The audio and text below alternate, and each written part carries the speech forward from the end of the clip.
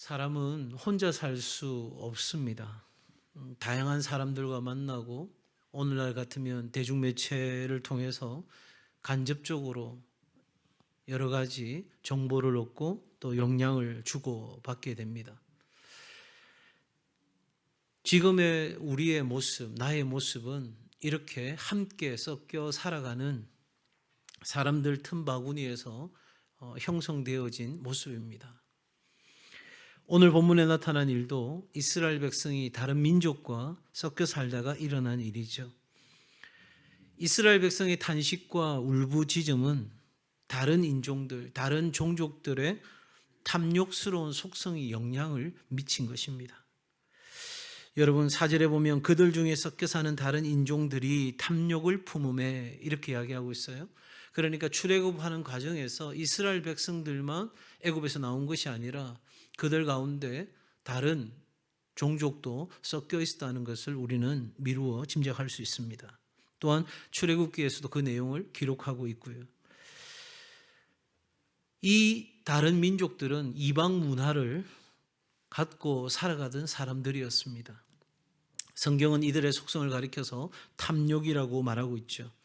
여러분, 이스라엘 백성들이 배은망덕하거나 또 이스라엘 백성들이 본래 탐욕스러운 존재여서 지금 이러한 상황 가운데 놓인 것이 아니라 다른 사람들의 영향을 받았다라고 성경은 말하고 있는 거죠.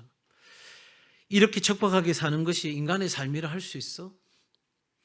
그래도 애굽에서 살 때는 우리가 이것도 먹고 저것도 먹고, 근데 지금 이거밖에 못 먹으니까 우리가 정신을 못 차리겠어.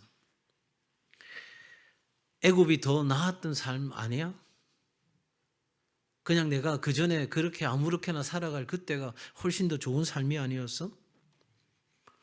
더 나아가서 한 지도자의 무모한 선택으로 우리 모두가 이 광야에서 이토록 고생하고 다 죽게 되었다고 마음을 부추기는 일이 일어났습니다.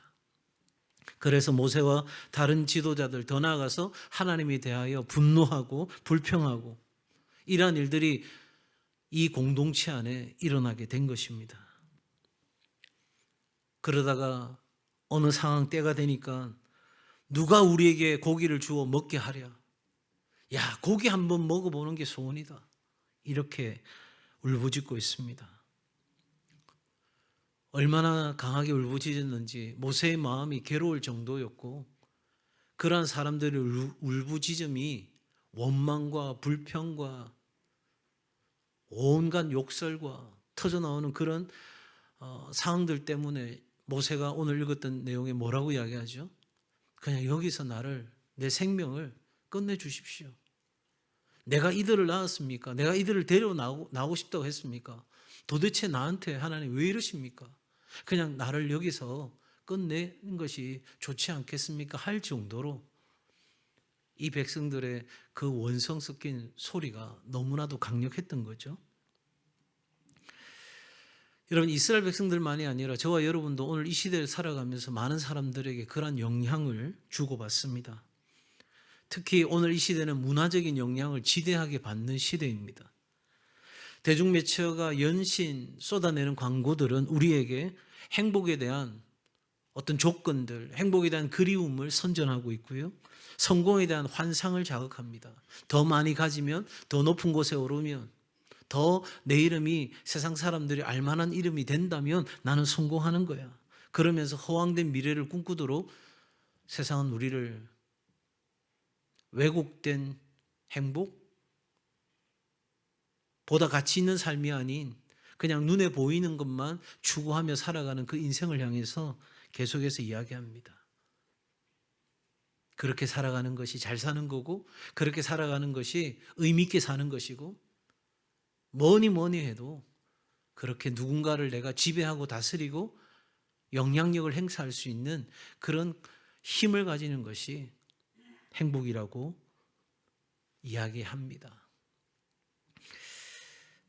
여러분, 세상은 우리가 궁극적으로 어디를 향해 가고 있는가, 또한 내가 무엇을 추구하며 살아가야 되는가 하는 것들을 망각하게 만드는 거죠. 여러분, 누군가가 그런 표현을 썼어요. 죽을 지경이다. 나는 어린 시절에는 시험 잘 치려고 공부하느라고 죽을 지경이었고, 대학을 졸업하고는 취업하려고 죽을 지경이었고, 그렇게 해서 결혼하고 나니까 처자식 먹여 살리려고 죽을 지경이었고, 지금은 도대체 내가 뭘 하고 살아왔는지 몰라서 죽을 지경이다. 왜요? 내 앞에 놓여 있는 건 이제 마지막 죽음이라는 인생의 끝이 내 앞에 있는데, 도대체 나는 뭘 위해서 살아왔나 도무지 몰라서 죽을 지경이다 하는 그런 이야기입니다. 그러므로 세상은 우리에게 눈에 보이는 이 현상, 그리고 현실, 환경에 집착하도록 만드는 거죠. 이렇게 되면 어떻게 되냐면, 하나님께서 우리에게 주신 이미지가 있어요. 하나님의 형상대로 지음받은 우리가 존재해야 될 참된 자신의 이미지를 잃어버리는 거예요. 그리고 주위 문화나 환경이 만들어준 과장되고 거짓된 이미지에 우리 자신을 몰입시키는 거예요. 나 저런 사람이 되어야 된다. 저런 사람이 되지 않으면 세상으로부터 나는 손가락질 받는다. 내가 저런 사람이 되지 않으면 사람들이 나를 싫어할 거야. 이렇게 거짓 이미지, 세상이 던져주는 이미지를 덥석 물게 되면 두 가지 양상으로 나타납니다. 그건 자신을 과소평가하거나 과대평가하는 일이 우리들의 삶에 그대로 드러나게 됩니다. 이렇게 되면 이스라엘 백성의 모습이 보여주는 것처럼 자신을 잃어버린 모습은 참 추해집니다. 오늘 성경이 이 이스라엘 백성들과 함께하고 있는 다른 종족의 사람들이 갖고 있는 마음에 대해서 뭐라고 이야기하고 있어요? 탐욕이라고 이야기하고 있어요. 그리고 그들에게 그대로 고스란히 영향받은 이 이스라엘 백성들이 보여주는 이 울부짖음, 여러분은 어떻게 생각하실지 모르겠지만 하나님 관점에서 보면 너무너무 화가 나는 거예요. 우리가 읽었던 10절 말씀이 이렇게 이야기하죠. 이러므로 여호와의 진노가 심히 크고, 왜냐? 여러분, 이스라엘 백성들의 애굽에서 살아가던 그 순간 그들이 하나님께 부르짖었던 것은 사람이 죽을 때 지르는 마지막 비명소리였어요. 하나님 죽겠어요. 우리 좀 제발 살려주세요. 우리 조상에게 약속하신 대로 하나님 우리를 제발 좀 살려주세요. 우리에게는 소망이 없어요. 우리는 절망이에요. 이제 죽겠어요. 죽겠어요. 죽는다는 거 입에 달고 살던 백성들이었어요. 그런 그들을 하나님께서 건져내어 인도하신 거거든요. 그런데 지금 뭐라고 이야기한다고요? 맨날 우리한테 만나만 주고 도대체 우리가 어떻게 이 광야를 살아갈 수 있냐고, 누가 우리에게 고기 한 점 주겠냐고, 모세 당신이 줄 거냐고, 과연 하나님이 살아계신 거냐고 그렇게 따지고 묻는 이스라엘 백성들, 하나님이 보실 때는 어떨까요? 정말 어처구니 없지 않아요? 이 사람들이 이렇게 말할 상황이 아니잖아요. 하나님과의 친밀함에서 갖게 되는 이 자신의 모습을 상실하고 섞여 살아가는 사람들의 무리로부터 영향을 받아 허황된 자만심, 욕망과 탐욕의 마음을 빼앗긴다면 앞서 말씀드린 것처럼 우리는 우리 자신을 과소평가하거나 과대평가하게 된다는 겁니다. 과대평가하는 사람은 겉으로는 많은 사람들에게 영향력을 행사하는 것처럼 보이지만 사실은 자신이 주변 환경으로부터 지대한 영향을 받고 있다는 거죠. 왜요? 그 사람들이 나를 보는 시선, 그게 너무너무 중요하니까, 그래서 내가 과대평가해서 내가 이런 사람이야 하는 걸 보여줘야 되니까 자신을 한껏 부풀리고, 그리고 헛된 욕망을 키우면서 점점 자신의 모습을 잃어가는 거예요. 누군가 이런 표현을 썼어요. 겁 많은 개가 더 맹렬하게 짖는다고요. 과대평가하는 사람에게는 큰 소리가 나는 거예요. 말이 많은 거예요. 이 말 저 말 막 하고 있는데 실상 들어보면 쓸 말이 별로 없어요. 내가 똑똑하다고, 내가 알고 있다고, 내가 이만큼 제대로 알고 있다고 막 이야기하는데 가만히 들어보면 제대로 아는 게 아니에요. 다 주변에서 영향받은 거예요. 반대로 여러분, 자신을 과소평가하는 사람은 모든 사람들로부터 영향을 받는 것처럼 보입니다마는 사실은 주변 환경에 아무것도 영향받지 않는 폐쇄적인 삶의 태도를 가지고 살아갑니다. 그러니까 영향을 미치지도 영향을 받지도 않는 거예요. 아예 그냥 담을 쌓아버린 거예요. 나는 할 수 없어, 나는 못해, 나는 안 돼. 그러면서 계속적인 부정적인 시각을 가지고 살아가는 거예요. 그러니 여러분, 누구 말 들을 필요도 없어요. 누구한테 내가 뭘 해줄 이야기도 없어요. 그냥 나는 딱 내 좁은 편견대로, 내가 생각한 대로, 죄송한 표현입니다, 딱 내가 생각한 그 모양 그 꼴로 그냥 살아가기로 내 스스로가 결정해 버리는 거예요. 이렇게 다른 사람과 자신을 끊임없이 비교하면서 다른 사람의 기준에 따라 살아가게 되면 어떻게 되냐면 멀미가 나는 거예요.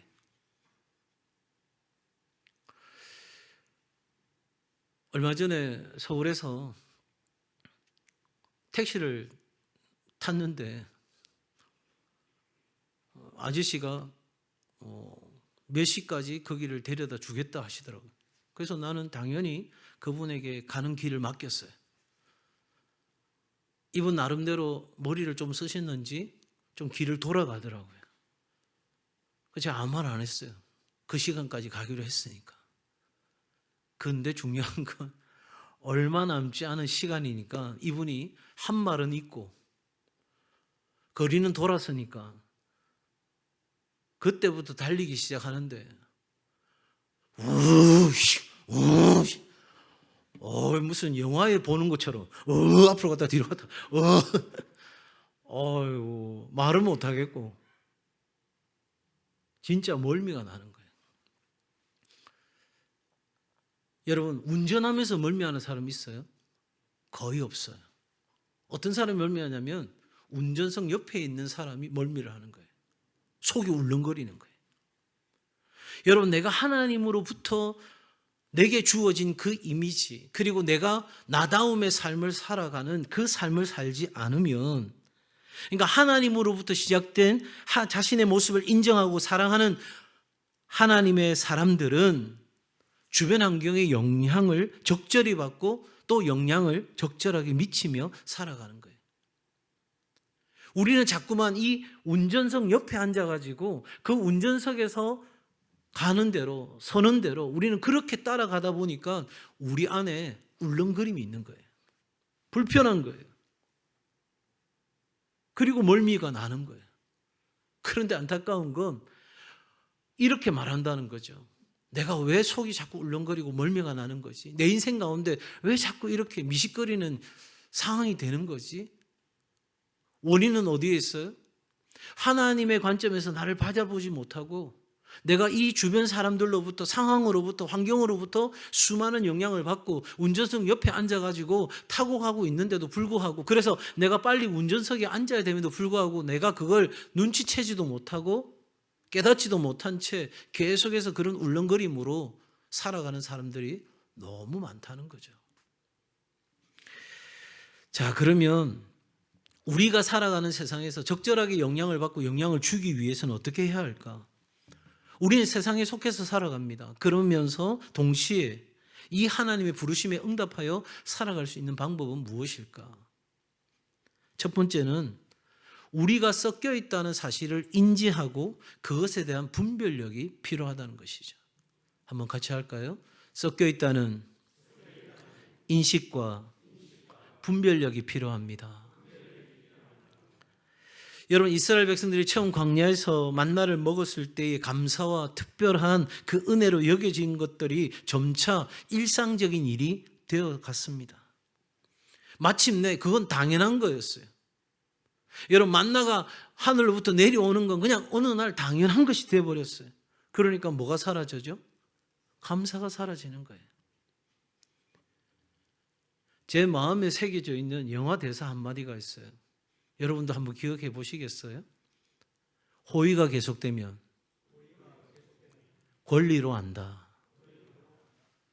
여러분, 그래서 호의가 계속되면 그게 호의라고, 내게 베풀어진 은혜라고 생각하고 살아야 되는데, 사람들이 그때부터는, 어느 순간부터는 그게 권리가 돼버리는 거예요.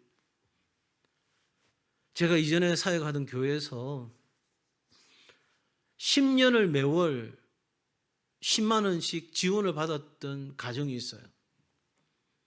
근데 그분보다 더 어려운 가정이 있어서 이제 올해부터는 지원을 못하고 다른 가정에게 지원을 해야 되겠습니다 라고 충분히 설명을 드렸어요.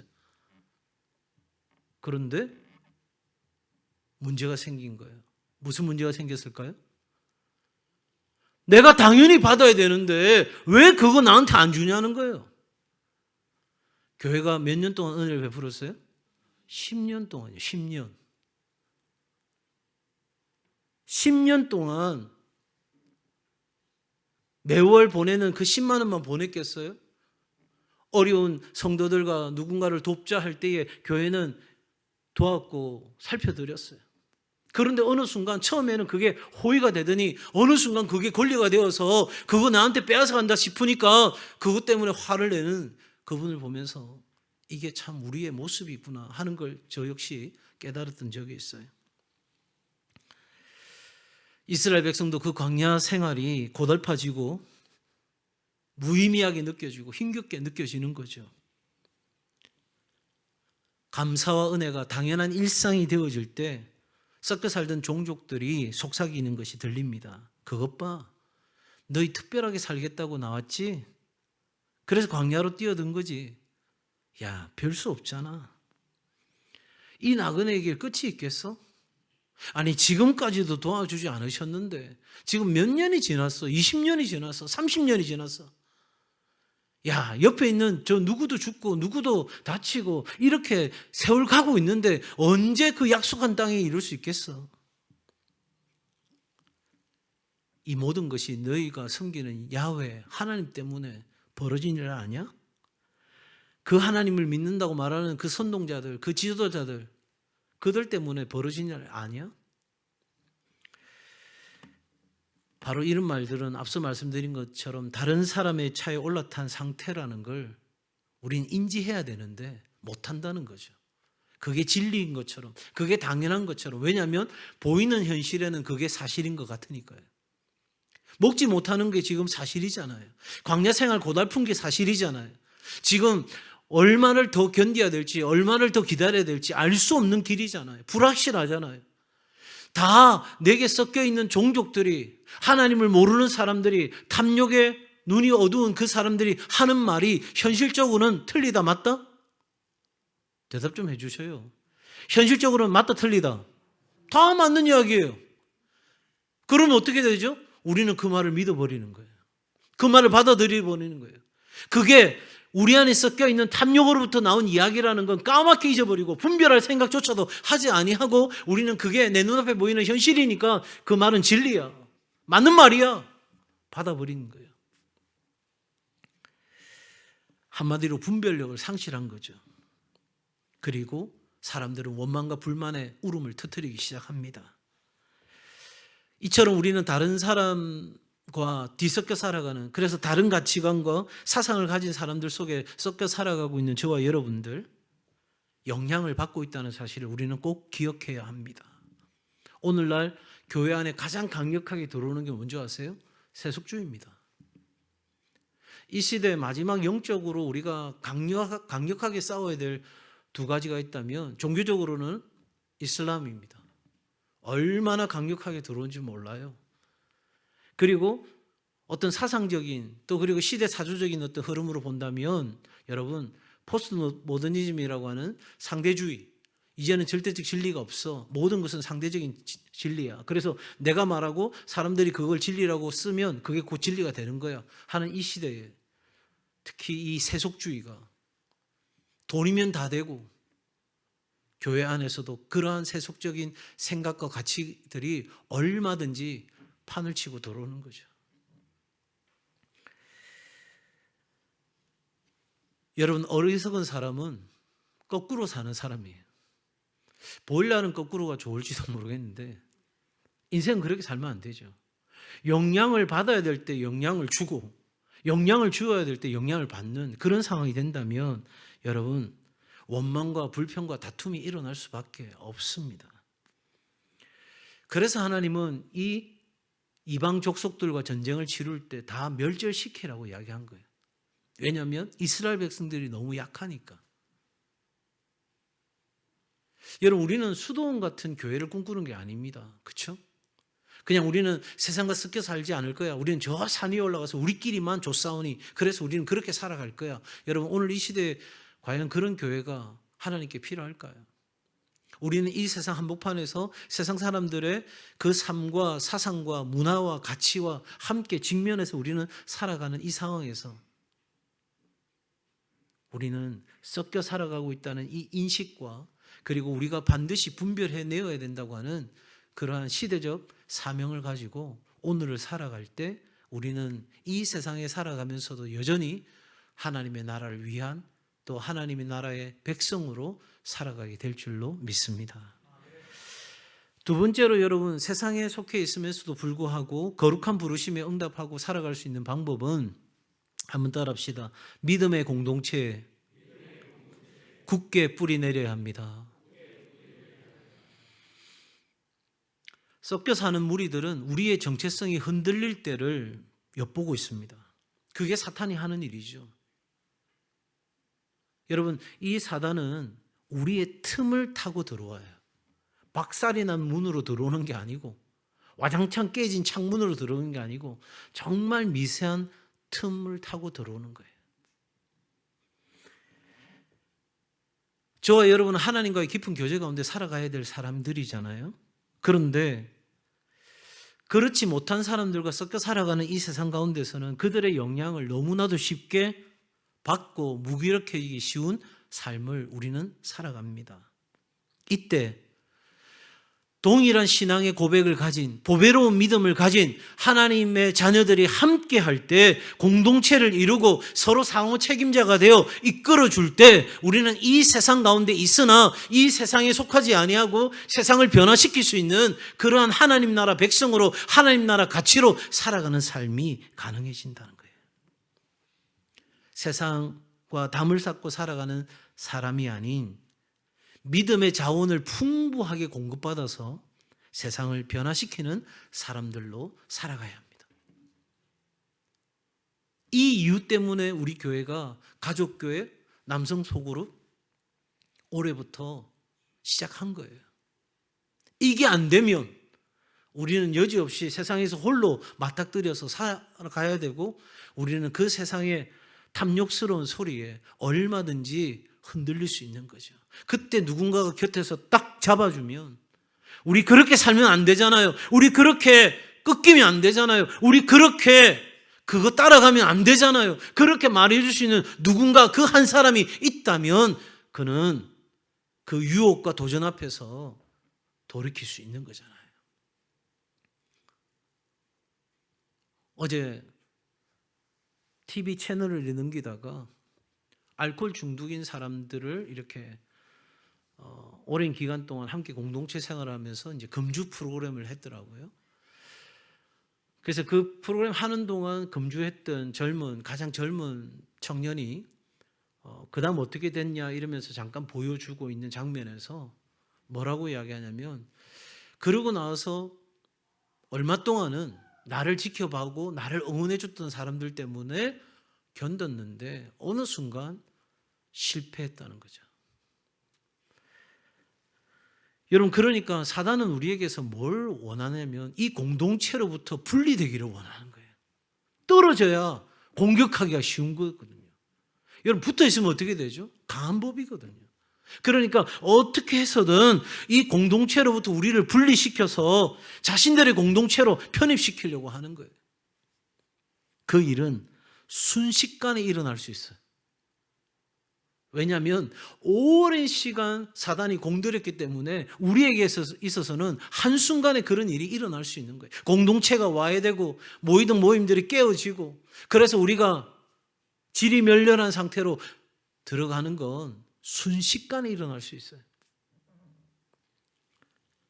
여러분 섞여 살던 사람들이 다수가 아니라 소수였어요. 그런데 여러분, 이 부정적인 것은요, 전념성이 강해요. 얼마나 강한지 몰라요. 여러분, 누군가가 그렇게 이야기할 때 아니라고, 그렇게 해서는 안 된다고 이야기를 해줘야 되는데 우리는 그럴 만한 용기가 잘 없어요. 왜? 그렇게 이야기하면 네 잘났다, 네가 뭘 알아서 꼭 그렇게 살아야 되나? 여러분, 그런 말 들을까 싶어서 침묵하는데 한번 따라해 주시겠어요? 침묵은 동의하는 것이다. 아닌 걸 알면 아니라고 말할 용기가 있어야 되죠. 그러므로 여러분, 사단은 우리 안에서 그 소수를 통해서, 그 작은 수를 통해서 여러분의 삶과 여러분의 가정과 여러분의 일터, 주의 몸된 공동체 안에서 얼마든지 우리를 분열시키는 일을 사단은 하는 거예요. 왜? 하나님의 사람들이 모이면, 두세 사람이 내 이름으로 모이면 그들 중에 누가 계세요? 두세 사람이 내 이름으로 모이는 곳에 나도 하나님도 그들 중에 하나다. 그러니까 두세 사람이 하나님의 이름으로 모여서 예배하고 기도하고 서로 함께 교제를 나누고 서로 함께 이 시대 상황 속에서도 분별력을 가지고 살아가려고 몸부림칠 때 그곳에 하나님 계시니 사단이 넘볼 수 있어요, 없어요? 못 보는 거죠. 그러니 어떻게든 하나님의 이름으로 모일 수 없게 만드는 것이 사단의 전략인 거예요. 우리가 믿음의 공동체에 뿌리를 내리고 세상을 이기는 삶을 살아가기 위해서는 우리를 부르신 하나님을 늘 생각해야 되는 거예요. 나를 부르신 하나님, 나를 여기 이 공동체로 부르신 하나님을 생각하는 거예요. 그리고 한번 따라합시다. 나는 하나님의 정원사입니다. 하나님 우리를 부르셨는데 그냥 부르신 것이 아니라 사람과 세상을 변화시키는 하나님 나라의 정원사로 우리를 부르신 거예요. 이 땅에 하나님을 향하여 높아져 있는 가지가 있다면 쳐내야 되는 거죠. 썩어 있는 부분이 있다면 덜어내야 되는 거죠. 그래서 그 나무가, 하나님이 생각하시는 그 나무가 잘 자라갈 수 있도록 관리하고 최선을 다해 돌보는 것이 저와 여러분에게 주신 하나님의 사명인 거예요. 그러니까 하나님은 지금도 계속해서 우리를 통해서 이 세상을 섭리해 가고 계시는 거죠. 인간의 죄악으로 무너진 이 세상을 새롭게 하도록 하나님은 저와 여러분을 동력자로 부르신 거예요. 파트너로 부르신 거예요. 우리를 부르셨다니까요. 동력자로, 파트너로 불러주신 거예요. 이러한 자식을 갖고 있을 때 내가 누군데, who am I? 내가 누군지를 이렇게 알게 될 때 우리는 비로소 자신을 지킬 수 있는 거죠. 그러니까 세상은 어떻게 이야기할까요? 우리 자신을 자꾸 잃어버리도록 만드는 거예요. 제가 부모 교육할 때 꼭 해드리는 이야기가 하나 있는데, 아이들이 가정에서나 학교에서 일반적인 이야기입니다. 부정적인 이야기를 18번 들을 때 긍정적인 이야기를 한 번 듣는 거예요. 너는 왜 못하니? 너는 왜 안 되니? 너는 이것밖에 안 되냐? 온갖 진흙덩이를 다 뒤집어 쓰고 어쩌다가 한 번 좋은 말 듣는 거예요. 그럼 어떻게 되죠? 건강한 자아식을 가지고 사는 게 아니라 나는 못해, 나는 안 돼, 나는 이것밖에 안 돼, 나는 이런 인간이야. 그런 부정적인 흙덩어리를 다 뒤집어 쓰고 살아가는 것. 여러분, 이렇게 되니까 하나님의 공동체 안에서도 마찬가지인 거예요. 내가 하나님의 사랑받는 자녀라는 걸 생각 못하고 율법적인 의식을 갖고 있는 사람들 너무 많아요. 내가 이렇게 해야 하나님 나를 사랑하시는 거. 여러분, 그거 율법이라니까요. 자, 보세요. 하나님의 사랑은 여러분이 40일 철회를 하고 40일 금식 기도를 하고 여러분의 재산을 다 갖다 바쳐도 하나님의 사랑을 0.00000000001%도 더할 수 없어요. 예? 왠지 아세요? 하나님의 사랑은 우리가 죄인 되었을 때에 십자가에서 확증하신 사랑이에요. 이게 무슨 우리가 노력한다고 더해지는 게 아니에요. 우리가 그 사랑 입었기 때문에, 그 사랑 때문에, 그 사랑에 감격하여, 그 사랑에 감사와 그 은혜에 너무나도 감격하여 압도되어져서 우리가 그렇게 살아가기로, 자발적으로 순종하기로 결정하는 거지, 내가 그렇게 순종하고 살아가면 그때서야 하나님이 비로소 나를 사랑하는 게 아니란 말이에요. 근데 우리는 신앙생활조차도 내가 누구인지를 모르고, 내가 하나님의 사랑받는 자녀가 되었고, 내가 하나님의 공급하시는 백성이 되었다는 사실을 알지도 못한 채 우리는 여전히 종의 의식을 가지고 살아가는 거예요. 내가 이렇게 잘 보여야, 내가 이렇게 뭔가 해야. 여러분, 아니에요. 또 이래 말하면 또 거꾸로 알아듣는 사람이 있어요. 아까 거꾸로는 별로 안 좋은 거랬죠, 제가. 이래 말하면, 그래, 나 아무것도 안 해도 되겠네. 그건 정말 바보 같은 말 아니에요? 사랑하는 여러분, 불평할 수밖에 없는 환경, 답답한 내 삶의 상황, 한 치 앞도 내다볼 수 없는 칠흑 같은 어둠이 내 삶 가운데 있는 그곳으로 나를 부르셔서 내 있는 그곳이 살만한 곳이 되게 만드시는 하나님의 은혜가 있습니다. 우리가 누구라고요? 하나님의 정원사라고요. 가꾸어야 될 책임이 내 안에 있는 거예요. 그 가꾸는 사람의 마음에는 여러분 모세처럼 힘겨운 상황에 직면할 때가 있겠죠. 하나님, 그냥 나 여기서 데려가 주세요.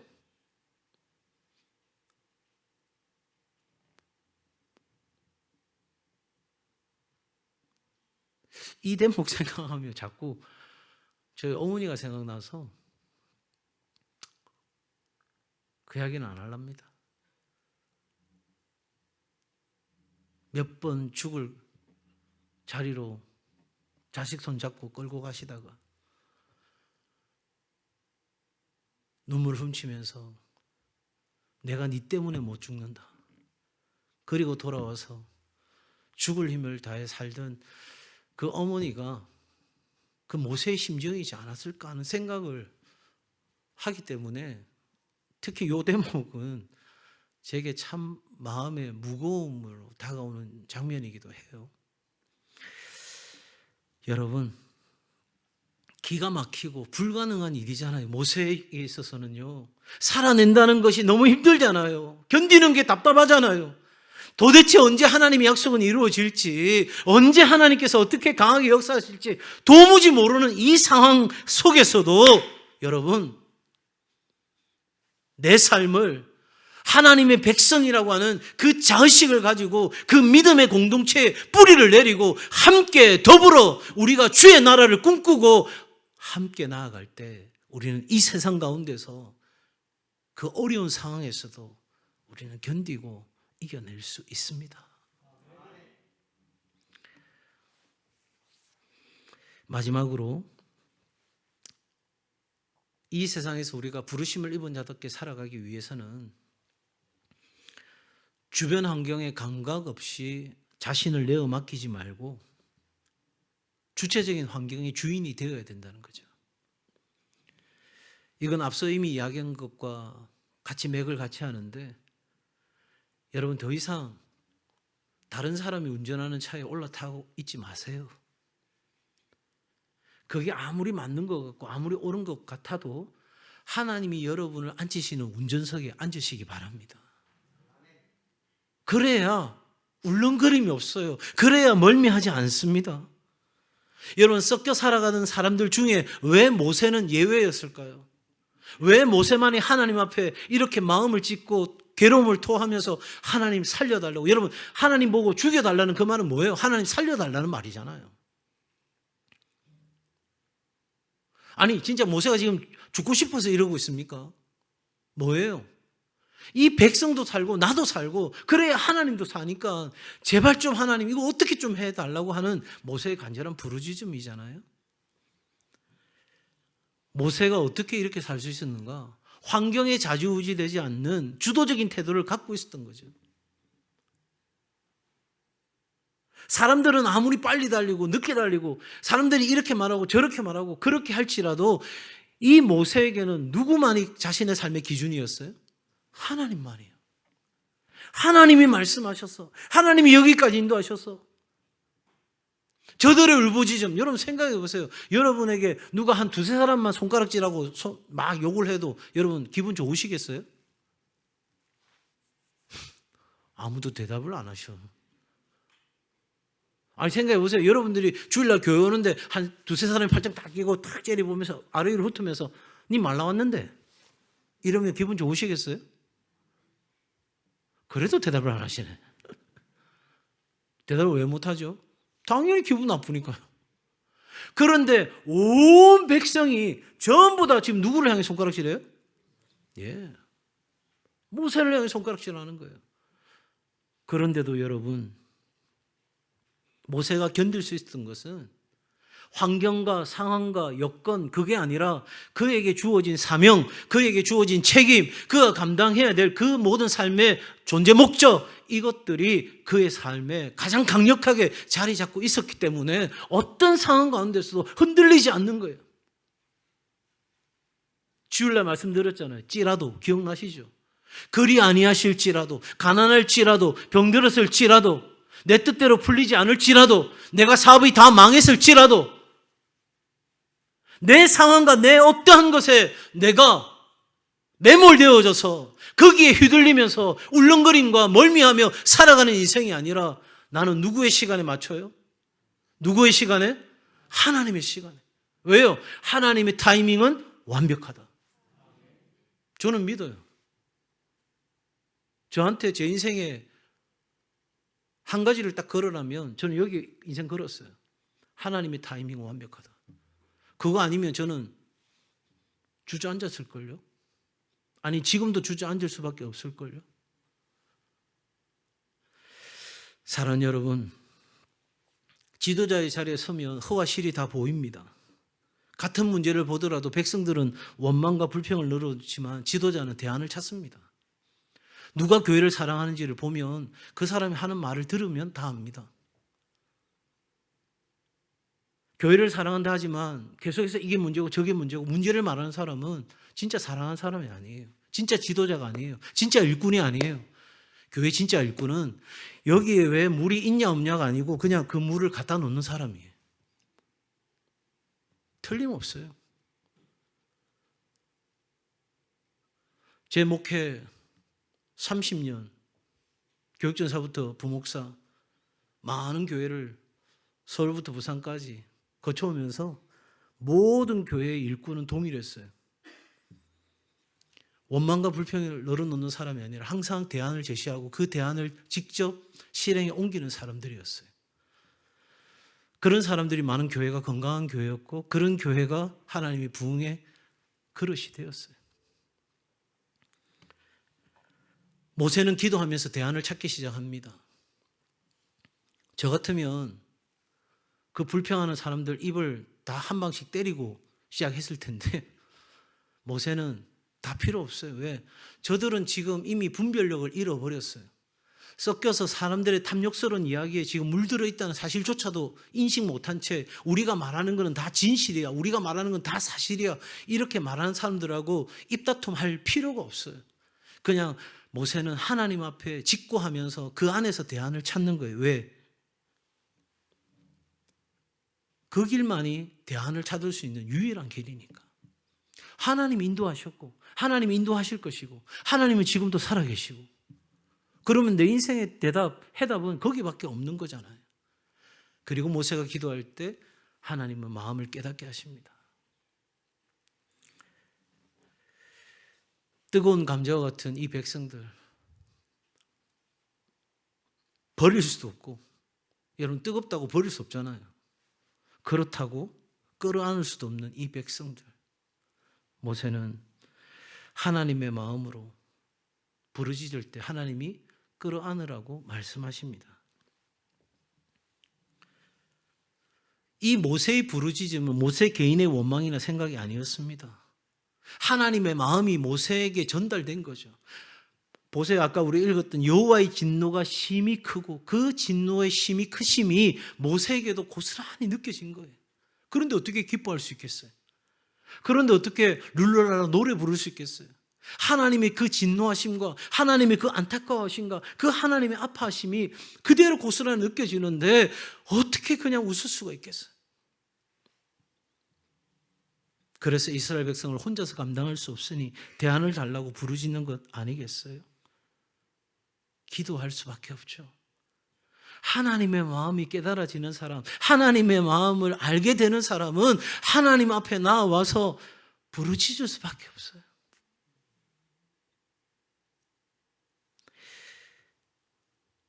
포사이스라고 하는 분이 이렇게 이야기했어요. 우리의 기도는 하나님께서 우리의 심금을 울리실 때 진동하는 영혼의 선율이다.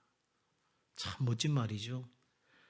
기도는 하나님께서 우리의 심금, 우리의 마음을 울릴 때 진동하는 영혼의 선율이다. 이 시대를 향한 하나님의 아픔이 있고, 이 땅의 공동체를 향한 하나님의 교회들을 향한 하나님의 눈물이 있고, 죽어가는 영혼들을 향한 하나님의 그 안타까움이 우리 안에 있는데, 여러분, 우리 안에 어떻게 영혼이 가만히 있을 수가 있겠어요? 나는 피곤하니까, 나는 먹고 살아야 되니까, 나는 이런저런 이유가 힘드니까. 여러분, 하나님의 사랑이 우리에게 부음받으면, 하나님의 마음이 우리 안에 깨달아지게 되면 우리가 가만히 있을 수가 없는 거죠.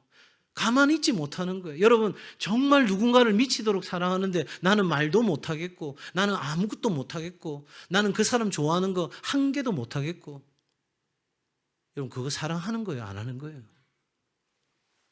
다시 더 쉽게 물어볼까요? 나는 네 억수로 사랑한다. 그런데 눈 올 때는 못 만나고, 비 올 때는 못 만나고, 내 피곤하면 못 만나고, 내 바쁠 때는 못 만나고, 내가 완전 좋을 때만 딱 한 번 만날 수 있다. 이거 사랑이 아니에요. 그런 사람에게 우리 청년들 절대 마음 주면 안 됩니다. 인생이 자체가 고달파져요. 그 순간은 멋있어 보인다. 진실해 보인다. 진실이 나를 얼반 죽입니다. 그냥. 사랑하는 여러분, 모세의 기도는 출애굽 과정에서도 드러났고요. 사도 바울도 동일한 기도를 하나님 앞에 드립니다. 겟세마네에서 예수님도 똑같이 기도하십니다. 하나님은 우리를 환경의 종으로 부르신 게 아니라 환경을 주도해가는 하나님의 사람으로 불러주셨습니다. 세상을 더 아름답게 갖고 가야 될 책임이 저와 여러분에게 있습니다. 더 이상 멀미하는 자리에 있지 마시고 이제는 하나님과 함께 운전하는 자리에, 여러분이 앉아야 될 자리에 앉으시는 은혜가 있기를 바랍니다. 저는 우리 교회가 지난 주일날 세계로 교회 가서 헌신 예배하는데 참 뜨겁더라고요. 7시 예배하는데 청년, 청소년들 찬양하고 어른들 찬양하고 열방을 향해서 기도하는데 너무 뜨겁게 하더라고요. 근데 캐치프레이가 이렇게 붙어 있어요. 마지막 시대 마지막 주자. 그래서 제가 그랬죠. 우리 교회는 이왕 나가는 거 선봉에 서달라고 기도한다고. 네. 그러니까 뭐 다들 아멘 하시더라고요. 사랑하는 여러분, 불만과 시비가, 원망이, 분노가 가득한 이 세상에서 이 세상을 하나님의 나라로 가꾸어 가야 될 책임이 저와 여러분에게 있습니다. 그 일을 함께 하도록 주의 공동체로 불러주신 거예요. 우리가 함께 해야 감당할 수 있는 일입니다. 저 혼자요? 안 됩니다. 저 혼자 안 됩니다. 절대 안 됩니다. 우리 장로님들만요? 안 됩니다. 여러분, 하나님의 공동체는 함께 하는 겁니다. 그래야 우리가 이 시대를 이길 수 있는 거예요. 내 혼자서 이게 맞나 틀리나 고민할 때 나와 똥이란 생각을 갖고 있는 그 사람 때문에 우리는 확신을 가지고 나아갈 수 있게 되는 거예요. 그래서 여러분, 골로새서 4장에 보면 이 바울의 귀한 동력자들이 나오는데 그 동력자들 이름 앞에는 항상 붙어 있는 단어가 있어요. 함께 종이 되고, 함께 갇히고, 함께 역사하고, 함께 수고하고, 함께 기도하고. 뭐예요? 함께 했다는 거예요. 동력자는 마음을 같이 하고 뜻을 같이 하고 행동을 같이 하는 사람인 거예요. 저는 우리 교회 저와 함께 뜻을 같이 하고 마음을 같이 하고 행동을 같이 하는 사람들이 일어나기를 주의 이름으로 축복합니다. 그 사람들을 통해서 하나님이 놀라운 일을 행하시고 우리 교회가 이 세상과 함께하는 교회가 되어서 하나님과 세상에 필요한 교회가 되고 더 나아가서 온 세상 열방과 함께하는 교회가 되어 정말 하나님 나라 그 영광을 위해서 주님 오시는 날까지 우리가 후퇴하지 아니하고 물러서지 아니하고 앞으로 나아가는 주의 몸된 교회, 여러분의 가정, 일터, 여러분의 삶이 되기를 주의 이름으로 축복합니다.